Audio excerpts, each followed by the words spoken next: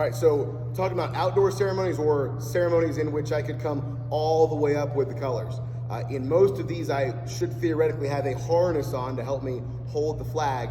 If I'm doing a parade, I must have a harness. I'm not gonna be able to carry this flag up for the length of the parade. If I'm only doing a basketball game or a football game, this could be done without a harness.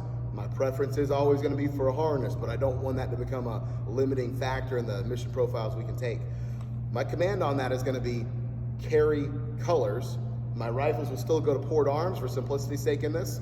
I'm gonna take my flag, I'm gonna go up in 3 counts. I'm not wearing a harness right now, but I will describe both, and really, they're both gonna be the same. On carry colors, on the first count, my right hand, my taco hand, is gonna lift the flag straight up. I'm then gonna grab it across my body with my left hand. I wanna push my elbow hard forward, so I've got 3 points of contact on the flag right now. So if I've got wind, things like that, maybe I didn't pull it straight up exactly, the weight of it's not gonna come off, I'm not gonna come off balance with the flag. Second count, I wanna bring the flagpole centered on my body. If I've got a harness on, I'll look down. Since I don't have a harness on, it's not, doesn't make that much of a difference. On the third count, I'm gonna slide my hands down. I'd be putting in the harness on that count as well, if I had one. But for me, I'm gonna be sliding my top hand down. I want that thumb to go right where your mustache would go. My bottom hand, I'm gonna take a little extra time, slide it down. In this case, since I don't have a harness to put it in, I want everyone to look the same with the flagpoles. So I'll have my bottom hand, my left hand on the very bottom of the staff. The thumb of my left hand, because I don't have a harness to put it in, I want that thumb to go right in my belly button.